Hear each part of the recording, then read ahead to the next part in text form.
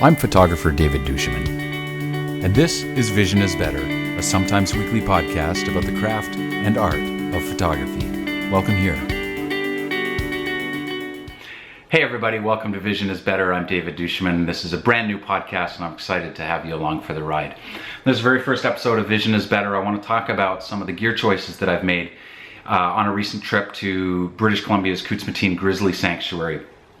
One of my hopes for this podcast is that over the course of the next year, 2 years, as I travel, as I do my work, I will take you along with me. I will give you insights into the gear that I take, and most importantly, why. I will give you insights into the kind of post-processing that I do, and along the way I'm going to answer questions and that sort of thing, and hopefully give you a little bit more interactivity than I've been able to do on my blog, and get me away from a little bit of the writing. So this last trip that I did was really exciting. It was the third trip that I've done to the Du'Chemin on the Ocean Light 2. And I was spending my time primarily on inflatable zodiacs, photographing grizzly bears. So while I think it's instructive perhaps to tell you the kind of gear I brought, and I want to tell you why first, because when we choose our gear, I think it's sort of this alchemy. We take the things that we think we know about where we're going, the things we think we know about the direction our work is going, and then we find sort of a compromise in the middle, because you can't take everything. And efforts to take everything usually end up in you having so much gear that you can't possibly make choice, and you get paralyzed. So I knew a couple of things. I knew that I would be spending a lot of time on zodiacs, and zodiacs are difficult to shoot in. They're susceptible to the waves and the bounce of the waves and the shore and the tides and that sort of thing. It's very hard to stay upright, especially with longer lenses. If you need support, you either need a monopod. You wouldn't really want a tripod in most zodiacs. A beanbag would be a good option. You got to get quite low. And so I knew that I didn't want, the longest of long lenses, or at least if I was going to take them, that would be an area that I'd be willing to compromise. So in the end, I actually took my 300 2.8 with a doubler that would give me 600 when I really, really needed it. Now, I'll tell you my other gear choices in a minute, but that also brings up that other point where I mentioned that you need to consider the style of your work. And I don't do a lot of really long lens stuff. So while the conventional wisdom would be, oh, you're gonna go photograph grizzly bears, you need the biggest friggin' lens that you can get. I don't prefer the biggest lens I can get. In fact, it's only rarely that the really compressed long shots make it into my work. So knowing that, this was not a particular area of compromise, as opposed to, for example, bringing a 500 millimeter lens, which would have been a much bigger commitment in terms of the weight. I don't own a 500, so I would have to rent one. But putting a doubler on this and giving me 600 millimeters, if I really needed it, was a good choice, even though sometimes the doublers, the quality's not as good. The other choice that I made was to bring a crop sensor body, and that was the surprise of this trip. I'll tell you about that in a minute as well. So here's my gear.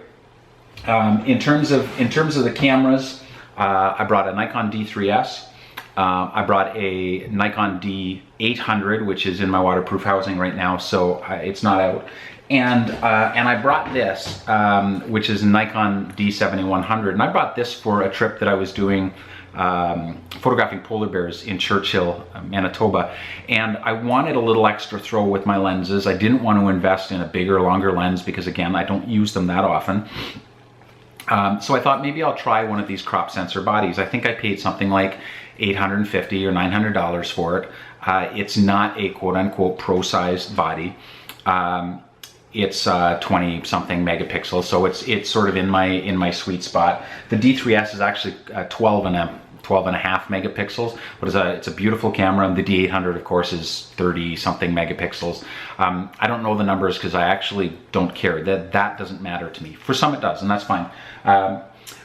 But this was the surprise of the trip, and the reason for that, I didn't really want to bring it, and I'd heard some things about it that it wasn't as good as a pro-size body, and you hear some of this press. But what I found when I put my 70 to 200 on it is that it gave me a little bit more throw on that lens, a little more reach, and I like that. But it's also really light. It's really responsive, and here's where I think we do ourselves a disfavor when we kind of consider, okay, it's not a pro body and so I won't use it. this gave me the best image quality out of the other two cameras, the D3S and the D800. For whatever reason, I enjoyed shooting this more, and the images coming straight out of this in RAW were sharper, and I nailed the focus more often with this prosumer camera than I did with my other ones. Now, I don't want to spark a debate about the quality of the cameras, and it just doesn't interest me. My experience is what matters, and my work is what matters for me, and I was very surprised by this. Will I stop using the D3S? No. Will I stop using my D800? No.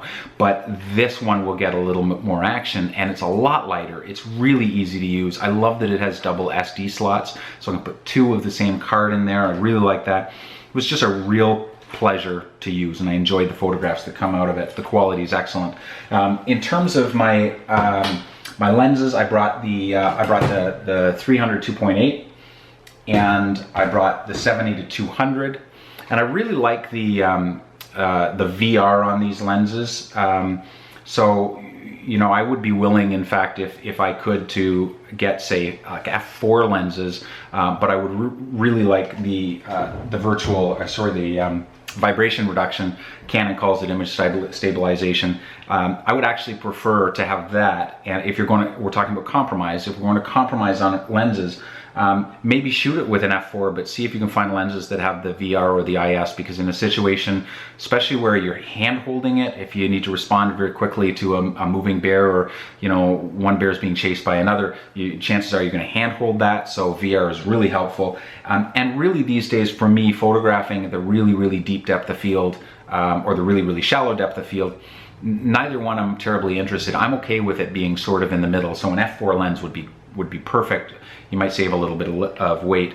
And then the other lens was my 16 to 35. And the reason I bring that is because I don't have a 24 to 70. I don't prefer that particular focal length. So this gave me everything really that I needed, with the exception of that weird kind of 35 to 70 in the middle. But I could put this on my crop size sensor body and give myself a little bit more of that sort of 50-60 millimeter if I really wanted it. So 3 lenses, 1 doubler, and 3 cameras. It may have been a little bit of overkill in terms of the cameras, but it turns out that bringing the 7100 was a really good decision. Now, it brings up an interesting thing for me, and I'm going to try to keep these podcasts to about 10 minutes long so I don't completely bore you. The big surprise of this trip for me was this is the first time I photographed with a DSLR body in quite a while, actually several months. And in the meantime, I've been using so much over the last year, especially. I've been using my Leica M240, I've been using my Fujis, even my little Sony RX100 for some of my earlier underwater work. And the thing that I've noticed going back to the SLRs is that I don't like using them anymore. Yes, the image quality is good, but I would argue not any better than my Fujis. Now the Fujis can't give me autofocus, big lenses, big fast lenses at this point.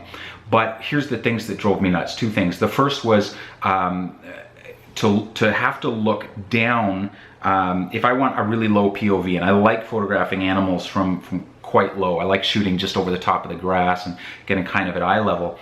If I want to do that with an SLR, unless I buy an adapter, or unless I happen to have a body that has a flip out back, which none of the pro bodies do, the 7100 doesn't, I need to get really low. I need to get on my knees and get right down so I can look through the viewfinder, or use live view, which I find really cumbersome. If I want to do it with my Fuji, I flip the back out and I can look down, I can see it, everything's right there. And I can see my histogram. It drives me crazy that these days, especially after using the Fujis, that I have to take the photograph, look at the histogram, and then take another shot. I want to be able to look through the viewfinder, see that histogram, and respond to it in real time, and photograph from there. So I guess the reason I'm saying that, I don't think most of the mirrorless cameras are probably ready for wildlife photography yet, probably especially because of the lenses. The Sony lineup really appeals to me. I understand there's an adapter and I can actually shoot with my legacy lenses, but then when I go to a place like India or Venice, I can bring my little 21mm lenses and I can have quite a compact little setup. So that development really interests me, but I get a lot of people saying, are we ready for mirrorless yet? And I would say for the bulk of the work that I do, absolutely. There's still going to be times when I can't, when I need my bigger lenses, but is the quality there? Yes. Are they as responsive? Not quite, but they're getting there. They're really close. And for the style of photography I do, which is not sport photography, I don't need a super responsive camera. Even the grizzlies are not moving that fast, so I don't need the speed. What I want is lightness, I want image quality, and I want ease of use. I want to see that histogram right there while I'm working, and the mirrorless cameras are giving me that now. So if you're considering going mirrorless, and maybe we'll do an episode where we talk a little bit more about some of the options, it may be an option now to go mirrorless. You might want to look at Sony if you want to use some of these lenses in addition to the smaller Zeiss lenses that you would use with a Sony. The Fujis, almost all of my work otherwise is done on my Fujis for landscapes. They're fantastic. My Leica is great. It's getting to the point where we can start moving away from this. But whatever your gear choices are, consider what kind of work you like to do. For me, it's the wider stuff and the not as long. I would much rather have that inclusive feel that comes from a shorter focal length. And so I don't concentrate as heavily on the big lenses. If you like that look, if that's your aesthetic, then that's the choice you'll make. But the question is not, I'm going to photograph grizzly bears, David, what lens should I take? The question is, what are your circumstances and your creative constraints? Okay, we'll be in a boat, so that be give and take there. You might be able to get a little closer to the grizzlies. It might prevent you from getting too close to the grizzlies. It depends. There might be a lot of bounce. So you consider that, but then also consider what do you want your photographs to look like? If you just want to photograph wide sweeping landscapes and you look through your Lightroom catalog, you never shoot the long stuff, or when you do, it doesn't end up in your 5-star selects folders. It may be time that you're going to leave that 70-200 at home and travel a little lighter and engage in the process with just a 21mm or a 16mm lens, which is what's on my camera almost 100% of the time in a place like Venice. I don't need the longer stuff. It doesn't suit my style. So I guess my encouragement to you is choose your gear, choose the lenses especially based on their behavior, but choose them in context of where you'll be shooting, what your constraints will be, and the kind of stuff you love to create. After all, it's all about the aesthetic. Gear is good, but vision is better, and it's the vision that you have that will determine the kind of lenses. And you don't bring everything, so, oh my gosh, I might miss a shot. Well, of course you might miss a shot. If you go to Africa with a 600, you'll want to have a 900 sometimes. If you go with a 70-200, you'll want a 300. But there's also times when you'll also want a 24mm and you've got the biggest gun you can and you can't photograph the line. So you'll lose either way. You will lose moments swapping lenses. So don't let fear of missing the shot control your gear decisions. Think more in terms of your creative constraints and the look that you want out of your photographs and the vision that you have. And then throw an extra lens in if you need to. Throw something fun in, throw a lens baby in. Throw a tilt shift in or a doubler to give you a little more options. But in my experience, too much gear is as paralyzing as not enough gear. So hey, listen, I've got a couple minutes overtime, and I think that's just the way it's going to go. So I want to encourage you a couple of things. One, please leave comments. I'm going to take some of the questions that I get either in the comments here on YouTube or Facebook, and I'm going to take those and I'm going to incorporate them into some of the lessons, because I want most of all for this to be a relevant podcast for you. Secondly, please subscribe. And thirdly, if you want to get a hold of me when I'm not on YouTube, you can find me at my personal blog, and my work is davidduchemin.com. Put the address down below. And if you want to see my books, especially the ebooks, you can go to craftonvision.com. And guess we'll see you next time. Thanks so much.